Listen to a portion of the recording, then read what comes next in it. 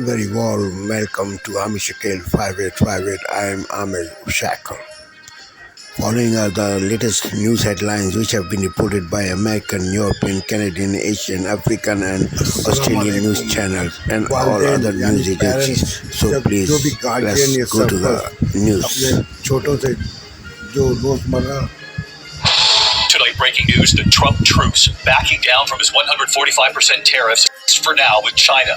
The markets soaring today. Also tonight, the American hostage released by Hamas. You'll see it after 584 days. The emotional moment, the 21-year-old reunites with his mom. And the American Pope, and the incredible moment tonight. Our James Longman and Terry Moran met Pope Leo today and what he told them about his brothers back here in the U.S. First tonight, President Trump's major turn on his tariff showdown with China amid concerns over inflation and store shelves going empty in the U.S. Trump truce tonight. 90 days, at least for now. Our Rachel Scott asking what happens, though, if there is no deal. Do the tariffs go back up? The president's answer tonight. Also tonight, President Trump and the $400 million gift from Qatar. The Boeing 747 they're giving him to replace Air Force One for a time. Tonight, President Trump and how he answers, with so many asking, is this ethical? Is it legal? And how safe is it for an American president to be flying in a jet given to him by a foreign nation? Also breaking here in New York City, the explosive testimony today in the Sean Diddy Combs case. The jury seeing the video, the alarming scenes in that hotel hallway. The officer who was at that hotel taking the stand, what he says Combs asked him not to do. And the male escort also taking the stand. He says he was hired by Combs and his girlfriend. What the escort said on the stand about the violence he allegedly witnessed. Tonight, the American released by Hamas after 584 days. 21-year-old American Israeli Idan Alexander, released by Hamas. He marked 2 birthdays in captivity. You'll see the emotional moment tonight, the reunion with his mother. Also tonight, our James Longman and Terry Moran meeting the American Pope and what Pope Leo told them about his brothers. The alarming sight in the Northeast with Memorial Day still 2 weeks away. The sighting already tonight of great white shark spotted off the East Coast and very early. Tonight, here's a blockbuster new study on 2 popular weight loss drugs. Which one helped people lose more weight? Also tonight, here we hear from the children who say Pope Leo is like family to them, and their message for the American Pope they know.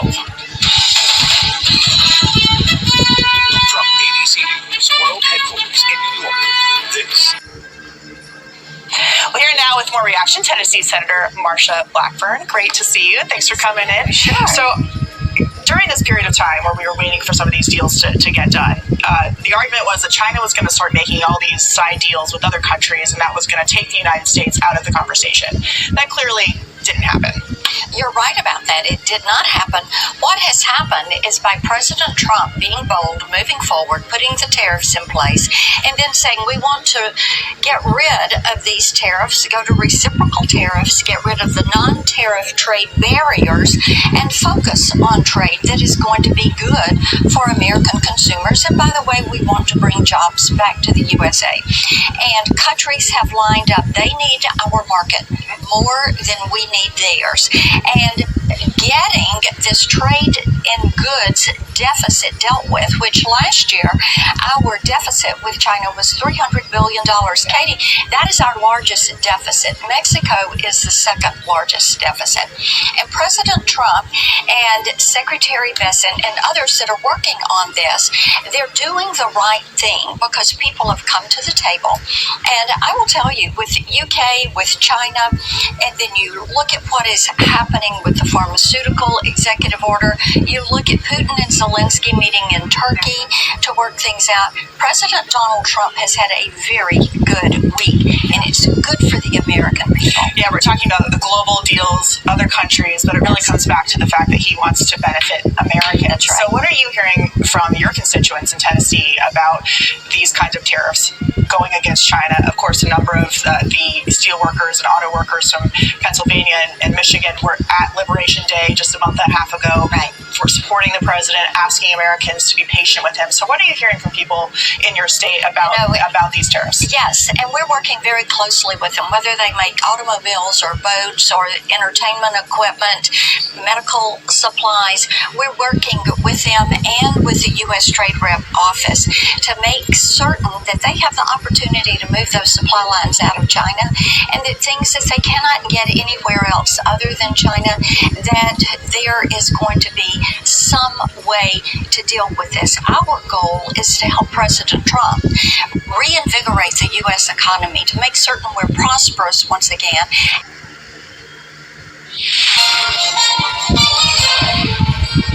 On this Monday night, the eve of a cabinet revamp. Who's set to join the new prime minister's inner circle? How it'll be split into two groups, and who's getting a new portfolio? A new week of grueling cross-examination at the Hockey Canada sex assault trial. How the defense focused on the complainant's medical records.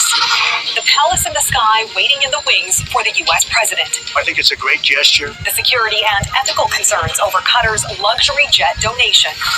Plus, U.S. national parks and sparks. The spicy videos exposing these natural wonders in a whole new light. Global National with Donna Friesen, reporting tonight. Good evening and thanks for joining us. All eyes are on Ottawa on the eve of Prime Minister Mark Carney unveiling his new cabinet. The Prime Minister will be at Rideau Hall tomorrow, where his new front bench will be sworn in. It's widely expected to be a small but focused team. Mackenzie Gray joins me now from Ottawa. Mackenzie, you've been busy checking in with sources. What are you hearing? Sources tell us the Prime Minister is set to seriously overhaul his cabinet tomorrow, Neetu, with over 50% of the MPs coming to Rideau Hall, first-time cabinet ministers, and they'll be split into two groups. The first group, senior cabinet ministers, fewer than 30 people, but they'll hold the key portfolios, including the ministers poised to deal with the Trump administration. Multiple sources tell Global News International Trade Minister Dominic Blanc and Finance Minister François-Philippe Champagne are anticipated to stay in their posts, but Foreign Affairs Minister Melanie Joly may be shuffled to a new job. The current Innovation Minister, Anita Anand, is expected to become the new Justice Minister. He's looking for a tight team, really one geared to deliver on an economic message that he ran on. New faces expected to be senior cabinet ministers Gregor Robertson, the former mayor of Vancouver, and Tim Hodgson, a former executive at Hydro One, the Ontario Teachers' Pension Plan, and an advisor to Mark Carney at the Bank of Canada, as well as Buckley Boulanger, the only Liberal MP from Saskatchewan. From Alberta, watch for Calgary MP Corey Hogan to make the cut. Every cabinet in Canada and Canadian history has to take into account regional representation. That does not mean necessarily someone from every province. The second group Carney's naming, up to 10 junior cabinet ministers, styled as secretaries of state, whose job will be to assist senior ministers in their portfolios, like natural resources and national defense. A name to watch as a junior minister, Nathalie Provost, a survivor of the École Polytechnique shooting and a star candidate in Quebec. Other new names that could make it into cabinet, Evan Solomon, a close personal friend of Mark Carney and longtime broadcaster, Carlos Letao, the former Quebec finance minister, and Claude Gay, the former CEO of IBM Canada. Hello, welcome back to The World Today on France 24. I'm Karis Garland. It's good to have you with us. Here's a look at our top stories.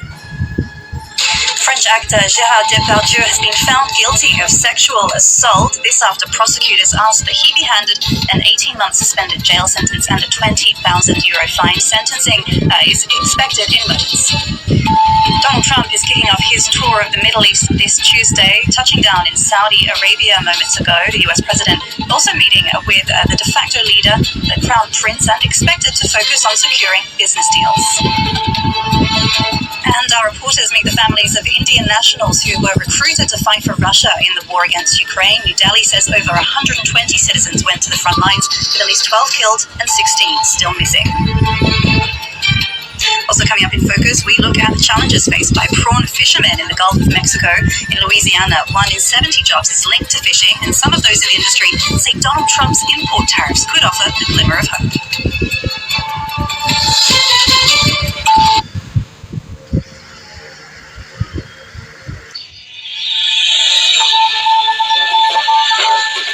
Today, Susan Lee elected as the Liberal Party's first female leader, with Ted O'Brien to serve as her deputy. Susan is an exceptional parliamentarian. I think she'll make a great leader. Australia spoke very clearly to the Liberal Party. We've listened and we've acted. While the Governor-General officially swears in Prime Minister Anthony Albanese's new-look Labour ministry.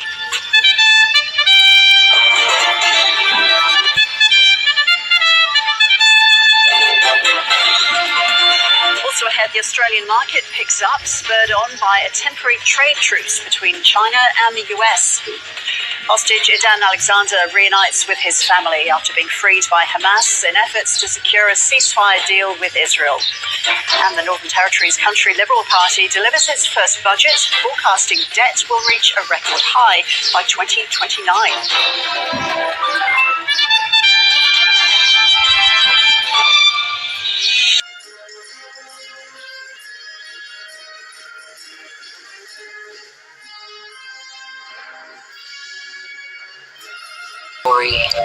This is Asia Tonight. Good evening, I'm Lokus with tonight's top stories. Saudi Arabia again the first destination for Donald Trump in this, his second time in office. The US president on a Middle East trip that will look for resounding wins on economic deals. As China's leader makes his pitch at a summit for Latin American countries, Xi Jinping offering yuan-denominated credit valued at more than $9 billion to countries under threat of tariffs from Washington.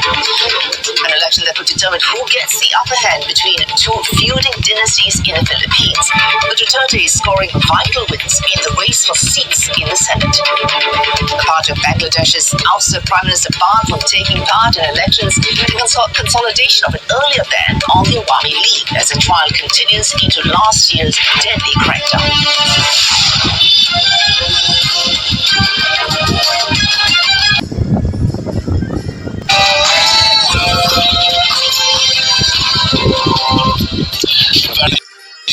On this beautiful sunny afternoon, it's 3 p.m.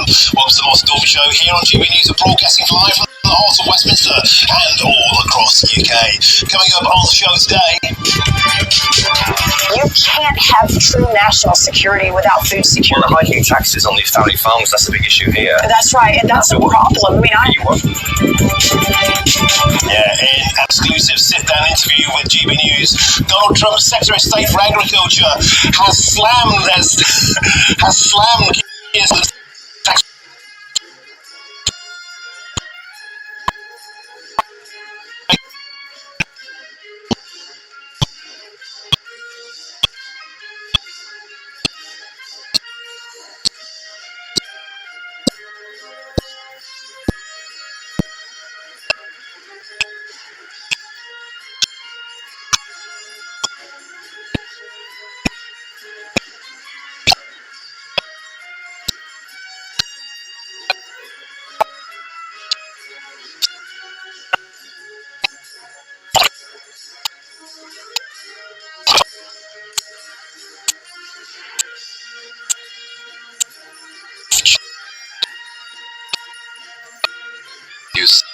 Federal and presidential election. He will take this to it on Monday. He announced today to fund the Africa CEO Authority. The gender-ruled government is currently fulfilling civil. South Africa cut refugee admissions. Officials say the group faced racial persecution in post-apartheid South Africa. By the sacrament, Jules International Airport and Jack Flag through this resettlement program for these folks who were vetted in South Africa, and we're sending a clear message that the United States really rejects the egregious persecution of people on the basis of race in South Africa, and we welcome these people to the United States and to a new future. That the American people acknowledged the controversy surrounding the decision, noting that refugee claims are often denied by the government.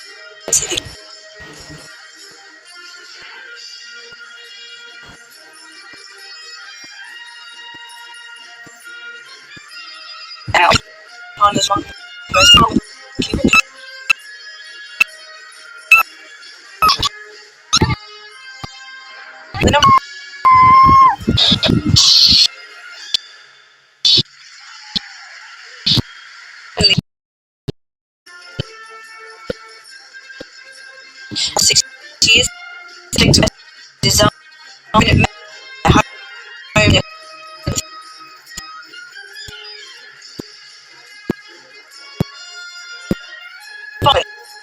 scored 11.6 million.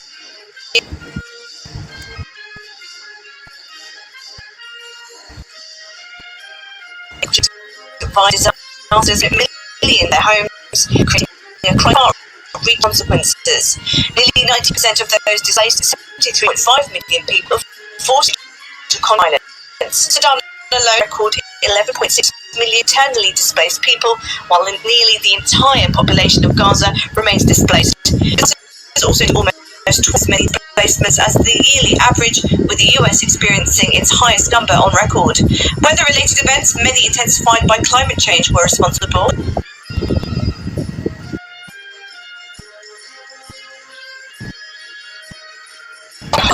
You got a drink. I should have done. That's what I'm doing.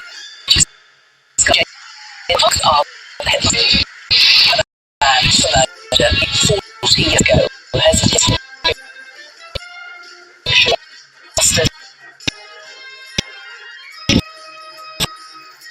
time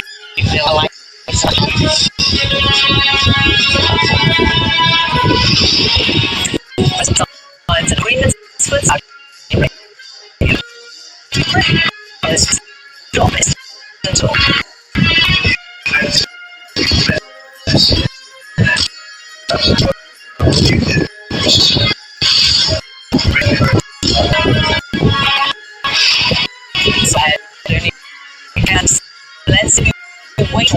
with the Russian leader in Turkey on Thursday. Conservative MP Patrick Spencer is charged with 2 counts of sexual assault at London's club. And Kim Kardashian tells a court in Paris that she thought she was getting raped and killed during a robbery in 2016. Plus, it's expected that the R&B singer Cassie will soon testify in the sex trafficking trial of her ex-boyfriend, Sean Diddy Combs.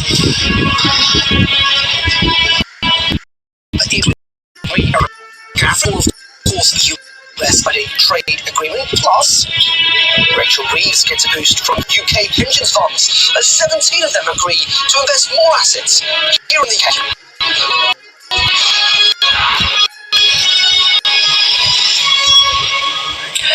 Before all that, a little bit of breaking sporting news. Just hearing that Goodison Park is to become the permanent home for Everton women. The club says that Everton Football Club's proud to announce that Goodison Park will become the permanent home of Everton women, transforming English football's first purpose-built ground.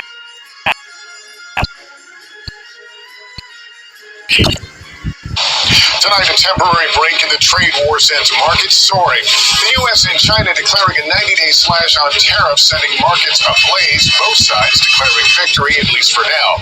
But will it put shipping concerns to rest? My conversation with the Pope, our catch-up just days after his election, what he said when I asked what it was like to become the first American to lead Catholics worldwide. Will it inspire a return to the Catholic Church in the U.S.? The last known living American hostage released by Hamas, Don Alexander, an IDF soldier held 584 days back on Israeli soil. The emotional outpouring from his family.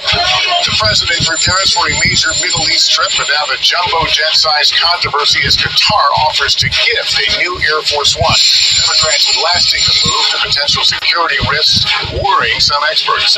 Underway, the opening statements in the federal sex trafficking trial of Sean Diddy Combs. The prosecution laying out a portrait of drug-fueled sex parties. The defense team saying it was all consensual, not federal crimes. In court, Sean Combs' mother and children. Plus, my concern is that we could see other situations like this around the country because the system is old. It's old. Radar outages, telecom dropouts, staff shortages, the non-stop parade of issues for a key travel hub. And the life of Leo, from his humble roots as a missionary in Peru to his rise to Pope. This is NBC Nightly News with At democracynow.org/give. Welcome to Democracy Now!, democracynow.org, the War and Peace Report. I'm Amy Goodman. A leading global hunger monitor is warning Gaza's entire population is facing a critical risk of famine, with over 500,000 Palestinians already facing starvation. The report by the Integrated Food Security Phase Classification comes as Israel's full blockade of Gaza enters its 10th week. Over the weekend, Israel carried out numerous strikes across the Gaza Strip. Earlier today, Israel bombed a school-turned-shelter in the Jabalia area, killing 12 Palestinians, including at least 5 children and 4 women. Meanwhile, the United Nations Special Committee has warned the world could be witnessing, quote, another Nakba, as Israel moves to forcibly displace Palestinians and from CBS News headquarters in New York, this is the CBS News. Good evening, I'm John Dickerson. Maurice Dubois. They spent the weekend in a secluded Swiss villa, and voila, a truce in the trade war. The United States and China announced today that negotiators have worked out a rollback of the triple-digit tariffs each country imposed on the other. The U.S. will cut the 145% tariff on Chinese imports to 30%, and China will slash the tariff on U.S. goods from 125% to 10%. The truce will last 90 days. That'll give negotiators time to work on a longer-term deal. It is temporary, but still welcome news for consumers facing rising prices and for businesses trying to stay in business amid the tariff uncertainty. Wall Street is relieved. The Dow gained 2.8% today and is back above 42,000 for the first time since the trade war intensified in early.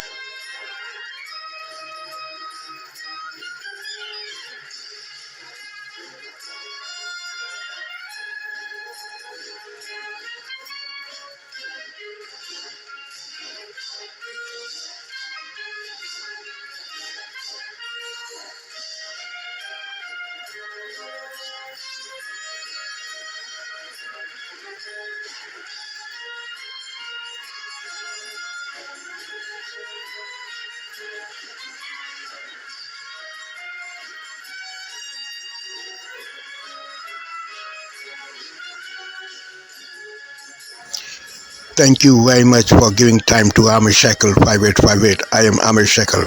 Have a good life. Bye-bye.